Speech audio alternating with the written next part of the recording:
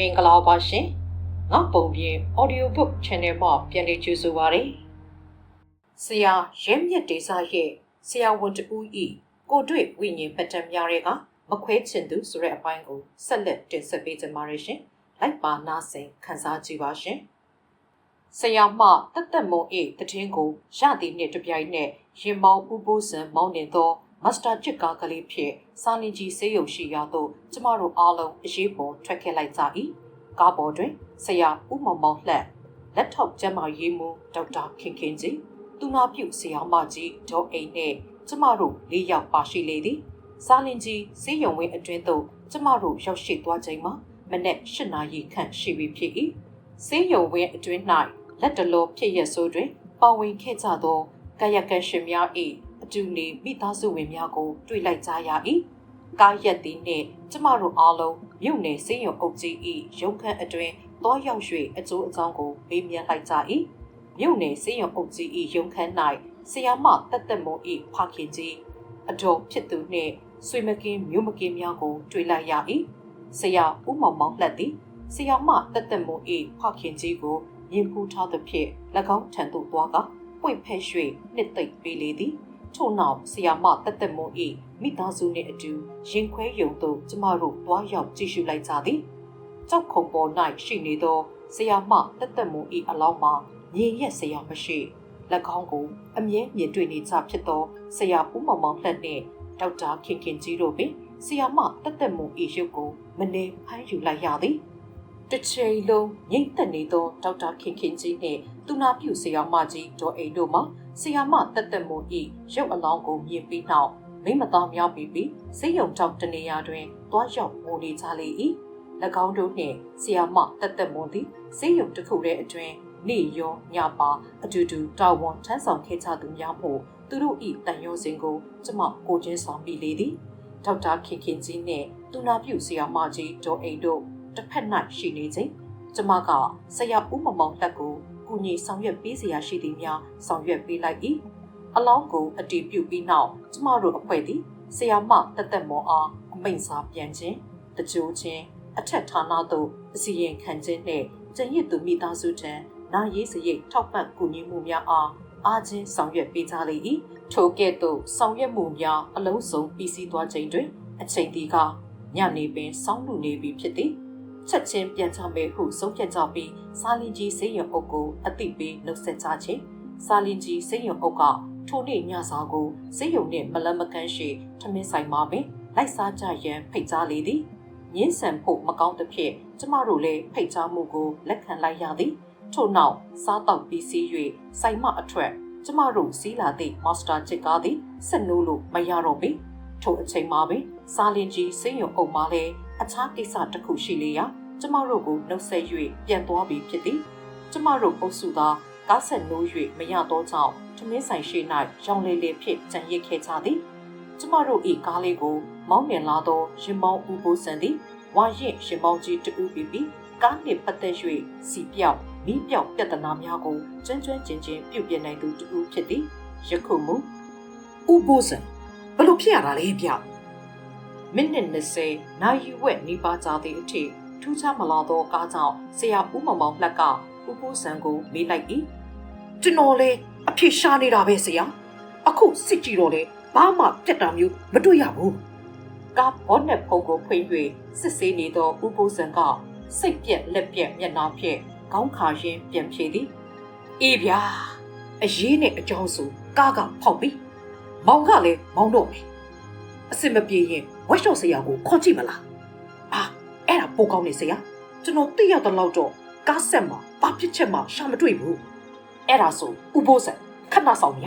ထမင်းဆိုင်ကခလေးတွေကိုကားဝက်ရှော့ဘယ်မှာရှိတယ်လဲလို့သွားမေးကြည့်လိုက်မယ်ဆရာဦးမောင်မောင်လက်သည်ထို့သို့ပြောရင်းလမ်းတစ်ဖက်ချမ်းရှိထမင်းဆိုင်ရှိရာသို့ခတ်တွတ်ရှောက်သွားတော့၏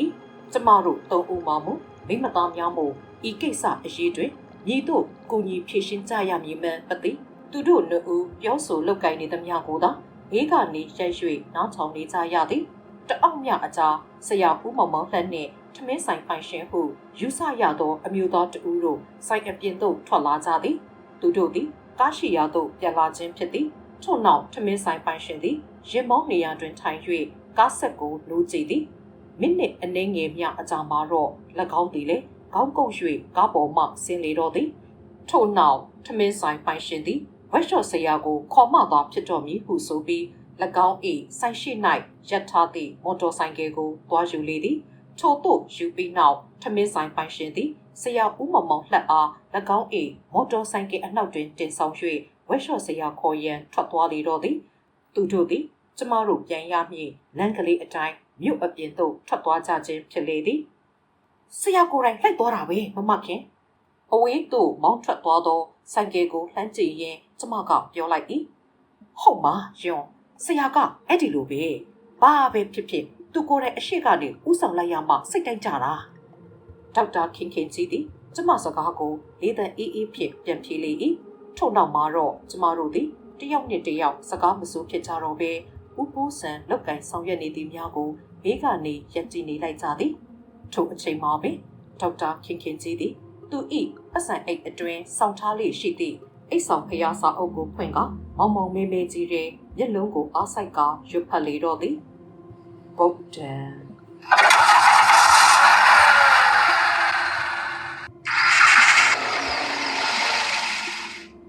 ဟာနိုးပြီဆက်နိုးပြီဒေါက်တာခင်ခင်ကြီးဖျားစာစတင်ရွတ်ဆိုလိုက်သည့်အချိန်မှာပင်ကားဆက်မှပြန်နိုးလာ၏ကားဆက်ပြန်နိုးသည့်နှင့်ဥပုစံမှာဝမ်းသာအားရဖြင့်ကားလီပါကိုတပြင်းပြင်းပုတ်ခါအော်ဟစ်လေတော့သည်ကျမတို့မိမသားသုံးဦးမှလည်းကားဆက်တန်းကြောင့်အတိုင်းအဆမရှိဝမ်းသာသွားကြပြီးဟန်ပင်မဆောင်နိုင်ကြတော့အောင်ဖြစ်သွားကြ၏ထို့နောက်ကျမတို့အားလုံးကားပေါ်သို့အလှအရက်ပြေးတက်လိုက်ကြတော့၏ဆရာတို့ပြန်လာတဲ့အထိစောင့်ရအောင်ပါပဲကျမကပြောလိုက်၏ဟာကားဆက်ကိုပြန်ရက်လိုက်လို့မဖြစ်သေးဘူးကျမစကားကြောင့်ဥပိုးဆန်ကကောင်းနောက်ခန်းသို့လှည့်ကြည့်ပြီးပြောသည်ဟုတ်သည်ဥပိုးဆန်စိုးရိမ်သည်မှလည်းမမဆရာဦးမောင်မောင်လက်တို့နှစ်ဦးပြန်လာမည့်အချိန်အထိကားဆက်ကိုရပ်ထား၍မရတော်တော်ကြာပြန်နိုး၍မရလျင်အခက်ပေဒီဖက်ကိုထွက်သွားတာပဲအနောက်ကနေလိုက်သွားကြပါလားအပြန်ကျလမ်းမှာဆုံးချစ်ဆုံးပါပေါ့သူနာပြုတ်ဆရာမကြီးတို့အိမ်ကပြော၏ဒေါက်တာခင်ခင်ကြီးကကောင်းခါသည်အဲ့ဒီလိုတော့မဖြစ်သေးပါဘူးဒီလိုလုပ်ကြရအောင်ဆိုင်ကခလေးတယောက်ကိုခေါ်ပြီးအနောက်ကလိုက်ကြမယ်ဘယ်ဝက်ရှော့ကိုသွားလဲဆိုတာဆိုင်ကလူတွေတော့သိမှာပဲလေဒေါက်တာခင်ခင်ကြီး၏အကြံကတင့်လျော်သဖြင့်ထိုအတိုင်းလှုပ်ရင်းဆုံးဖြတ်လိုက်ကြသည်ထို့နောက်အားလုံးထဲတွင်တွတ်တွတ်လက်လက်ဖြစ်သောကျမတယောက်ထဲကကားပေါ်မှဆင်း၍ထမင်းဆိုင်ဖက်သို့ထွက်ခဲ့လိုက်၏ဆိုင်အတွင်းသို့ရောက်သည်နှင့်ဆိုင်ရှင်အမျိုးသမီးအားကားဆက်မှပြန်နိုးနေပြီဖြစ်ကြောင်းဝက်ရှော့အဆရာမလိုတော့ကြောင်းစသည့်အကျိုးအကြောင်းများကိုရှင်းပြ၍ဆရာတို့နောက်သို့လိုက်ရန်အတွက်ခလေးတယောက်အဖော်အဖြစ်ထည့်ပေးရန်အကူအညီတောင်းလိုက်ရလေသည်ထို့နောက်ကျမတို့နှင့်အတူထမင်းဆိုင်က10နှစ်အရွယ်ခလေးတယောက်ကိုကားပေါ်တင်ခေါ်၍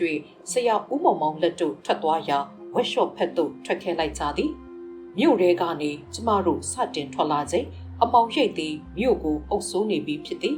မြို့အထွက်ရှိဝက်ရှော့ဟုထင်ရသောအိတ်တအိတ်ရှိတွင်ထမင်းဆိုင်ပိုင်ရှင်နှင့်ဆရာကိုတွေ့လိုက်ကြရ၏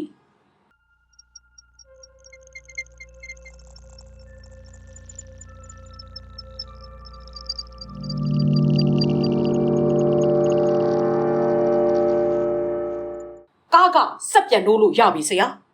ဦးပိုးဆန်ကဆရာဦးမောင်မောင်လက်တို့အနီး၌ကားကိုထိုးရရင်ပြောလိုက်သည်ဟာအဲ့ဒါဆိုတော်သေးတာပေါ့ဗျာဒီမှာလဲဝက်ရှော့ကပိတ်သွားပြီအထဲမှာလဲလူမရှိဘူးထင်တယ်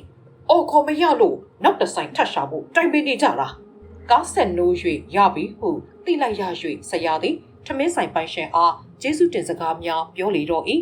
ထို့သို့ကျေးဇူးတင်စကားပြောပြီးနောက်ကားပေါ်သို့ချက်ချင်းပင်ပြန်တက်လေတော့သည်ဆရာဦးမောင်မောင်လက်ကျမတို့ကားပေါ်ရောက်သည်နှင့်ကျမတို့ကလည်းကားပေါ်ခေါ်လာသည့်ခလေးကိုသူ့အလုပ်ရှင်နှင့်အတူတူဆိုင်သို့ပြန်လိုက်သွားရန်ပြန်လည်အနံလိုက်ကြသည်ထို့နောက်ကျမတို့ကားကလေးသည်စာလင်ကြီးမြို့ကနေထွက်ခွာလာနိုင်ခဲ့ပြီဖြစ်၏ထို့ကဲ့သို့ကျမတို့ကားလေးစတင်ထွက်ခွာလာသည်ကိုလက်ပြနှုတ်ဆက်ရင်းကြံရစ်ခဲ့သောလူနှစ်ယောက်ရှိသည်ထို့သူတွေကအခြားသူတွေမဟုတ်ထမင်းဆိုင်ပိုင်ရှင်နှင့်ကျမတို့ကားပေါ်ခေါ်တင်လာခဲ့သောစပွဲထိုးခလေးငယ်ပင်တည်းသူတို့သည်ကျမတို့ကားလေးအဝေးသို့မရောက်မချင်းစိတ်မချဟန်ဖြင့်လှမ်းကြည့်နေကြသည်ကျမလည်း သူတို့ဤစိတ်ရင်းစေတနာကိုလေးစားသောကြောင့်အဝေးသို့ရောက်သည့်အချိန်အထိကြည်နေလိုက်လေသည်ဟေးထိုအချိန်မှာပဲကျမမျက်လုံးအတွင်းဝင်ရောက်လာသောမပီဝိုးတော်ဝါပုံရိပ်တစ်ခုရုတ်တရက်မြင်လိုက်ရသောထိုမြင်ကွင်းကြောင့်ကျမမှာခြေပြားလက်ပြားများပင်အေးဆက်သွားတော်သည်ဟုတ်သည်ထိုမြင်ကွင်းကတခြားမဟုတ်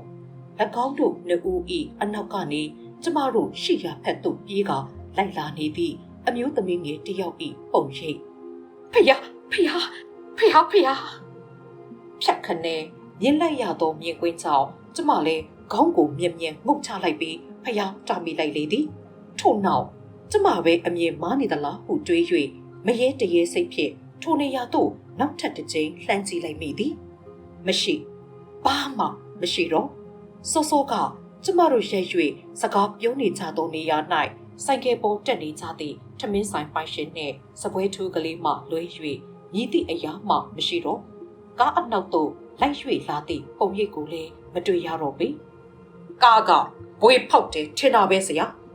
မောင်းရတာမနဲ့ကတဲ့ကိုမတူတော့ဘူးကားပေါ်မှာလူတွေအများကြီးတက်ထိုင်လိုက်လာတယ်လို့လေးတီတီကြီးပြပြန်ရောက်မှပြနေကြဝက်ရှော့ကိုပြကြည့်ရအောင်မေကားမောင်းနေသည့်ဥပုစံထံမှကားနှင့်ပတ်သက်ပြီးစိတ်အလိုမကျစွာပြောဆိုနေသောစကားသံတချို့ထွက်ပေါ်လာလျက်ရှိလေသည်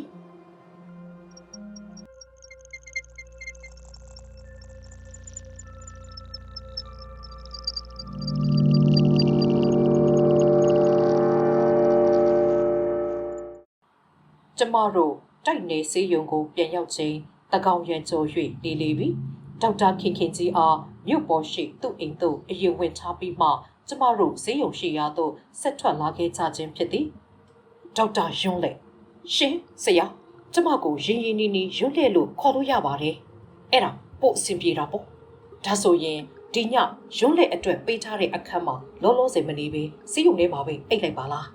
ဆရာဦးမောင်လက်ကဆို၏တလန်လုံးနေပါခေါင်းစားလာရသောအဖြစ်ကြောင့်ကျမမှာထိုစကားကိုကြားချင်းဝမ်းသာသွားသည်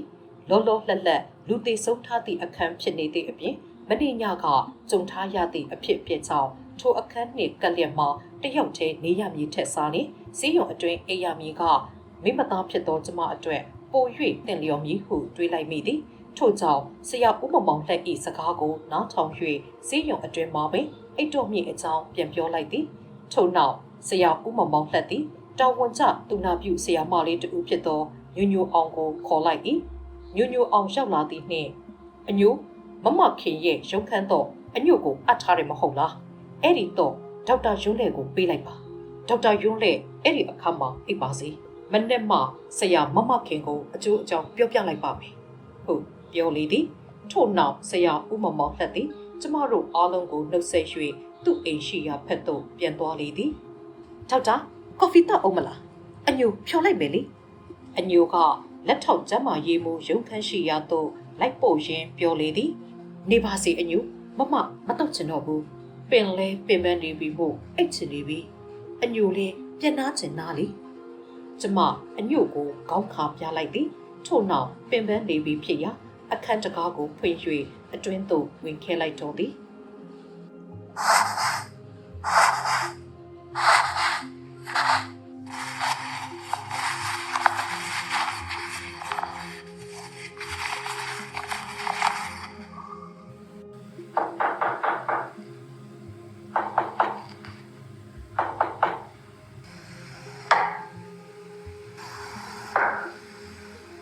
အိပ်ပျော်နေစဉ်နားရဲဝင်လာသောလမ်းလျှောက်တန်နှင့်တကားခောက်တန်တချို့လမ်းလျှောက်တန်သည်ကျမကြားနေကြရှက်တိုက်လျှောက်သည့်အတန်မျိုးမဟုတ်ယခုကြားနေရသောအတန်သည်ရေဆိုအဝတ်အစားများကိုပုတ်ပြီးနောက်ကော်ရီဒါပေါ်လမ်းလျှောက်နေသည့်အတန်မျိုးဘယ်သူလဲထိုအတန်ကြောင့်အိယာရဲကနေကောင်းထောင်ကြည့်ပြီးလှမ်းပေးလိုက်၏ရုတ်တရက်လက်နိုးလာသည်မို့ကောင်းတွေကဝူးနှောက်နေလေ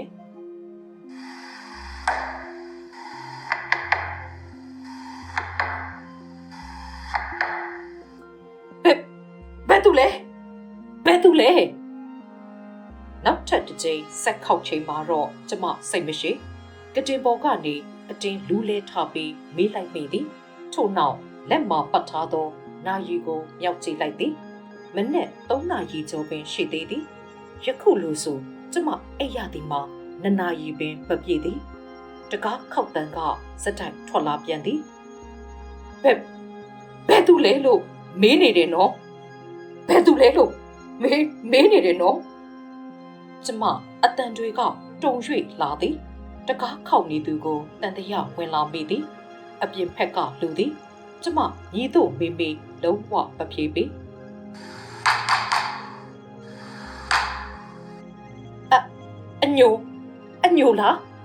အညိုလား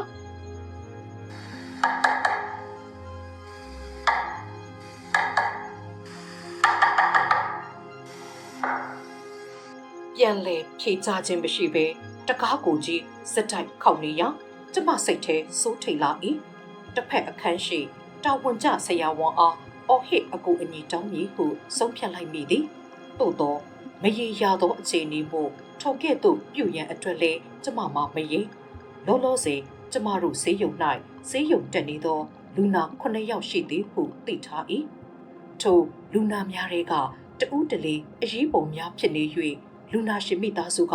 တာဝန်ကျဆရာဝန်အခန်းနေများအခန်းမကတကားလာခောက်နေသလားဟုတွေးလိုက်မိပြန်သည်နောက်ဆုံးဖြစ်ချင်ရာဖြစ်ဟုတွေး၍စိတ်ကိုအားတင်းပြီးထွက်ကြည့်မည်ဟုဆုံးဖြတ်ချက်ချလိုက်သည်ထို့နောက်တကားအနီးသို့တလန်းချင်းလန်းကရှောက်ခဲ့လိုက်သည်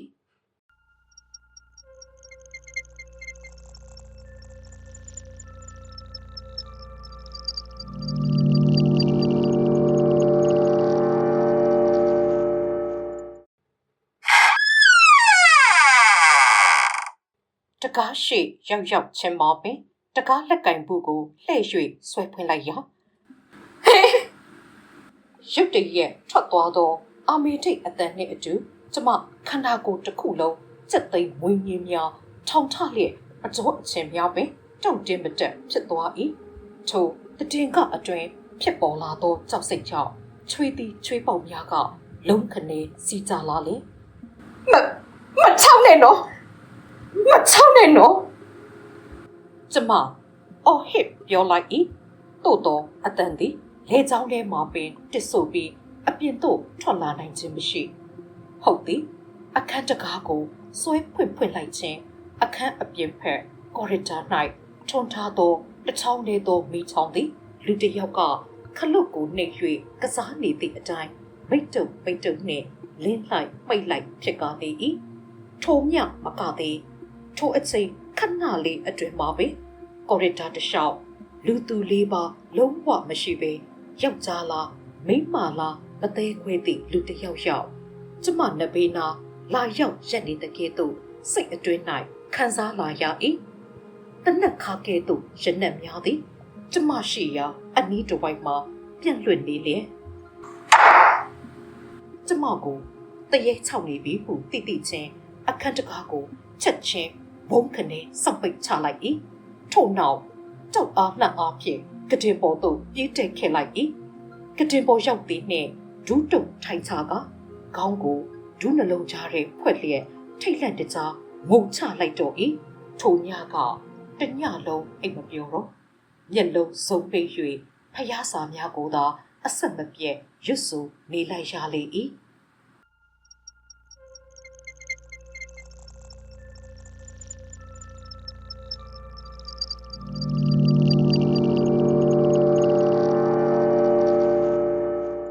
မနဲ့မိုးလင်း၍အညိုလာပြီးအခက်တကားလာခေါက်မှတကားကိုမဖွင့်ရဲဖြင့်ဖွင့်ပေးလိုက်ရသည်အစက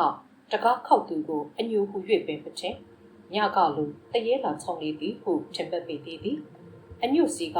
အတန်ချောင်းမှသာကတဲ့ဘောကဆင်းရဲခြင်းဖြစ်သည်ကျမဒေါက်တာကိုပြောရအောင်မေးသိလားညကလေတနက်ခါနဲ့လူဆေးရုံတစ်ခုလုံးကိုမှုန်းနေတာပဲ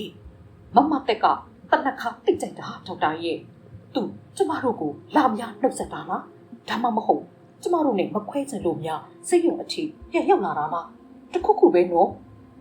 အခန်းတကားကိုဖွင့်ပေးခြင်းပါပဲအညိုကအခန်းအတွင်းသို့မဝင်သေးပဲကြောက်ရွံ့သည့်ဟန်ဖြင့်ပခုံးတစ်ချက်ကိုတွန့်လျက်ပြောလေသည်အညိုစကားကြောင့်ညကကိုတွေ့ကြုံထားရသည့်ကျမမှာ ညီကဲ့သို့ပြန်ပြုံးရမည်မသိအောင်စက်သေးသေးတယ်ရုတ်တရက်ဖို့ကျမ၏မျက်လုံးအကြည့်များသည်ကော်ရီဒါမျက်နှာချက်၌ရှိသောမီးချောင်းထံသို့ရောက်ရှိသွားသည်ဟုတ်သည်ကော်ရီဒါမျက်နှာချက်ရှိမီးချောင်းသည်ညကကဲ့သို့မဟုတ်သူနှင့်မသက်ဆိုင်သည့်အလားတည်ငြိမ်စွာလင်းကျင်းလျက်ရှိသည်ဖျားကြီးအညူတယောက်အပြင်ဖက်နေရရှိမိခလုတ်ကိုပိတ်လိုက်ခြင်းသာသို့တော့ကျမမှာမိခလုတ်အားပိတ်လိုက်သည့်အတန်ကိုကြားလိုက်ရသဖြင့်လိပ်ပြားလွှင့်မတက်လက်ဖြတ်သွားတော့၏